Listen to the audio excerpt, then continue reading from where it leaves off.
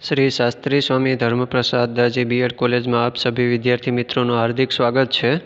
विद्यार्थी मित्रों, काले आपणे युगवंदना में एसवाय बीए तेमां ઝવેરચંદ મેઘાણીનો परिचय भण्या हता।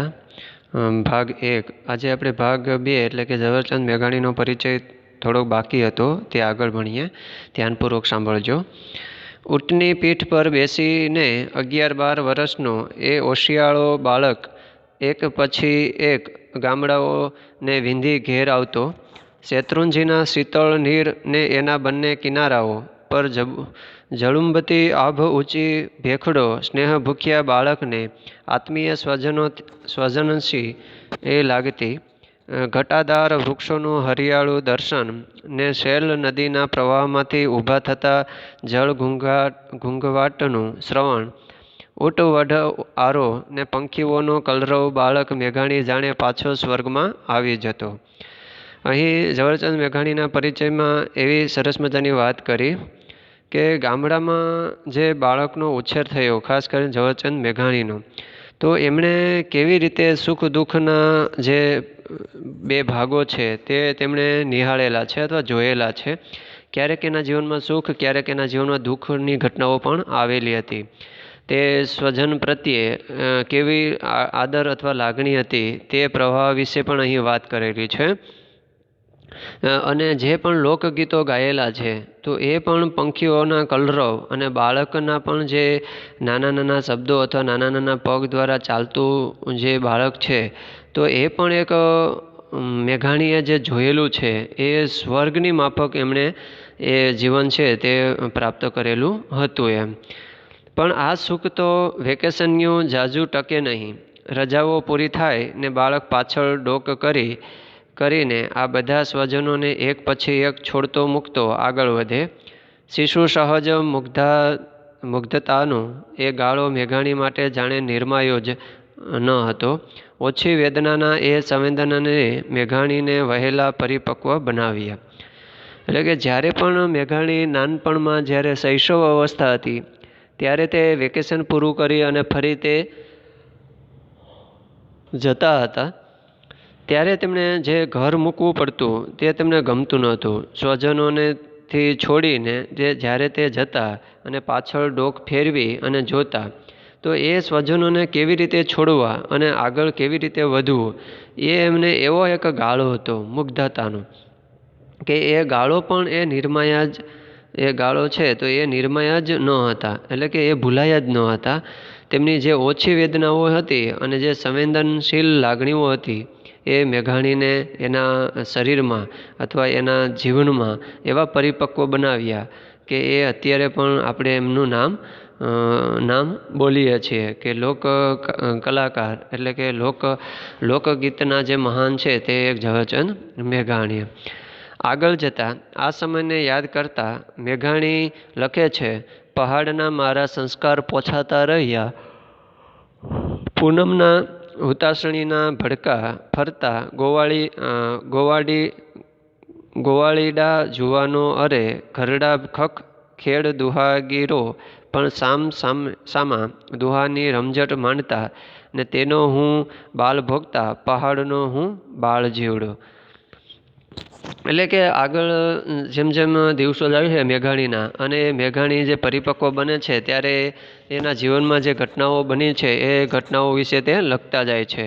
અને એ પહાડમાં જે ભણતા હતા અને એને ઉછેર થયો હતો અને જે એનામાં જીવનમાં સંસ્કાર મળેલું હતું એ તો એક સરાહનીય છે। ને જેવી રીતે હુતાશણીમાં જે આગ એટલે કે એ ભડકો થાય છે, એવી રીતે એના મિત્રો, એના જુવાનિયાઓ એવી રીતે દુહાગીરો પણ બોલતા, એટલે કે સામે બેસી અને દુહાઓની એવી રમઝટ માણતા હતા કે બાળ મિત્રો એવી રીતે પહાડોમાં બોલતા હતા દુહાઓ અને છંદ કે પહાડો પણ ગજવી દેતા એમ, એવા એ બાળ જીવડાઓ જોવા મળતા એમ। આગળ જઈને શબ્દોના સથવારે સાહિત્ય સર્જન કરનાર મેઘાણી માટે આ ભૂમિકા, આ અનાયાસ તૈયાર કેટલી સરસ। પહાડના સંસ્કાર જળ પીને ઘડાયેલું તેમનું વિશ્વ સર્જક મન આગળ જતાં કેવું ફોર્યું, કેમ કોપ્યું તે પણ આપણને જોઈશું। પણ એ વાત કરીએ તે પહેલાં બાળપણના જ 1-2 પ્રસંગો જાણવા જરૂરી બનશે. એટલે કે જેમ જેમ ઝવેરચંદ મેઘાણી આગળ એના શરીરમાં અને તેના વયમાં જે ઉમેરો થતો ગયો, એટલે કે મોટા થતા ગયા, ત્યારે એવી રીતે સાહિત્યનું સર્જન કર્યું એ મેઘાણીએ, અને એવી એમની ભૂમિકા રહી કે કેટલું બધી સરસથી એમણે એવું લોક ડાયરામાં અથવા લોક ગાનમાં એવી એની ભૂમિકા બની એમ. અને પહાડોમાં રહેતા એવા સંસ્કારોનો જળ એમણે પીને એના જીવનમાં એવું સર્જન કર્યું અથવા વિશ્વમાં એવું એનું નામ આગળ લાવ્યું કે અત્યારે પણ એની સુગંધ છે ચારે દિશામાં ફેલાયેલી જોવા મળે છે. પણ તે પહેલાં તો એનું બાળપણમાં જે 1-2 પ્રસંગો છે એ આપણે જાણીએ. રજાઓ પૂરી થઈ છે. આવતીકાલથી તો પોતાનો પુત્ર ઘરનો રોટલો છોડી ઓશિયાળો બનશે. પિતાએ વિચાર્યું હશે, આજ તો એને ખુશ કરી દેવો. ભવ્ય ભોજનની તૈયારીઓ થવા માંડી.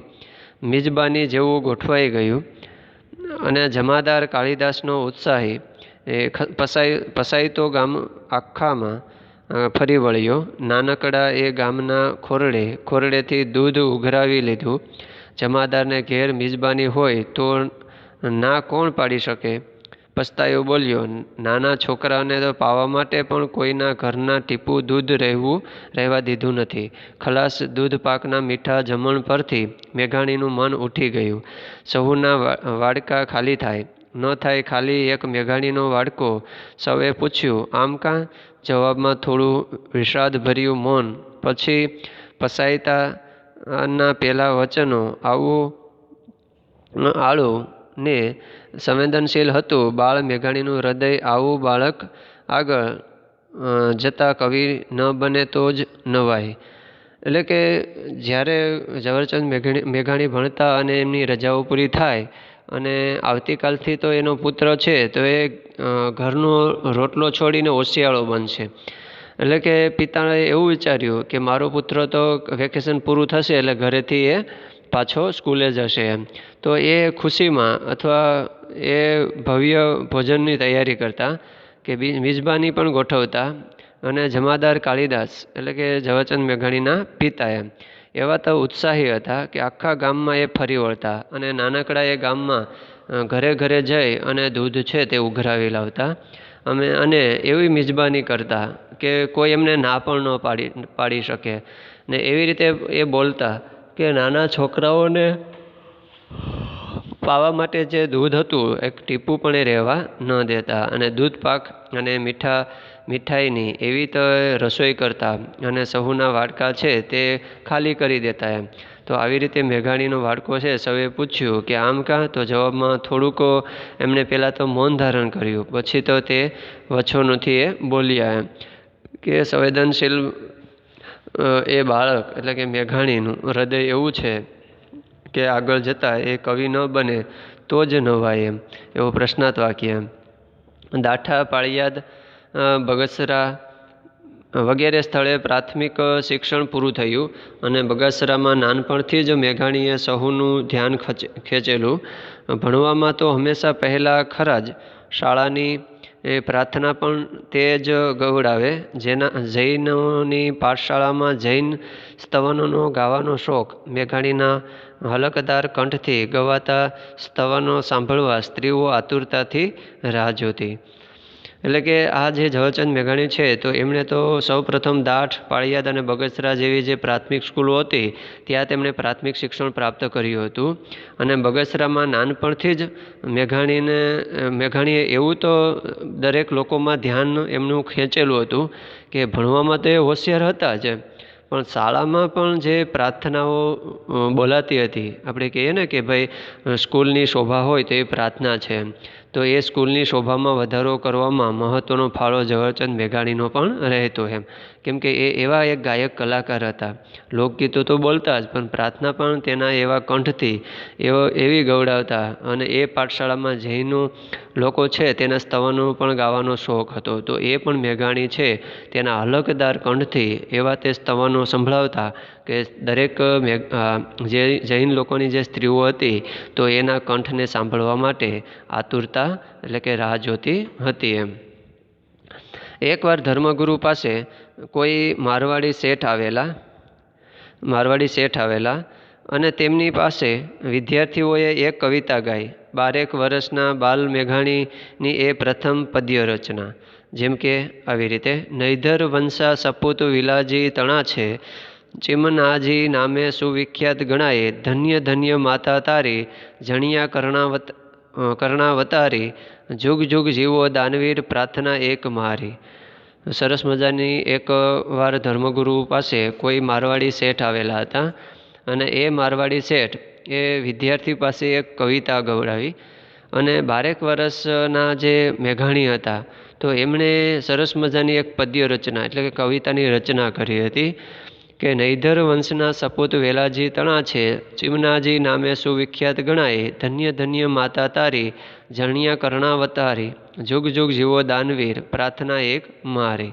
અહીં કર્ણાવતીની પણ વાત કરી અને દાનવીર એટલે કે કર્ણની પણ અહીં વાત કરી છે. મેઘાણીએ સરસ મજાની એક પ્રાર્થના છે તે પ્રાર્થનાની અથવા પદ્ય રચનાની અહીં રજૂઆત કરી હતી ને આ રચનાએ ચિમનાજીને ખુશ કરી દીધા ને શાળા માટે 25 રૂપિયાનું ઇનામ મળ્યું. એ પછી તો આવી રચનાઓ બનવા માંડી. મિત્રો પણ એવા જ સાધુ કે શેઠની પ્રશસ્તિમાં આવા પદ્યો ગમે તે રચે પણ તે ગાવાના તો મેઘાણીએ જ. એટલે કે અહીં જે પદ્ય રચના કરી તો એનાથી એ રચનાથી ચિમનાજી તો બહુ ઘણા બધી ખુશ થયા એમ.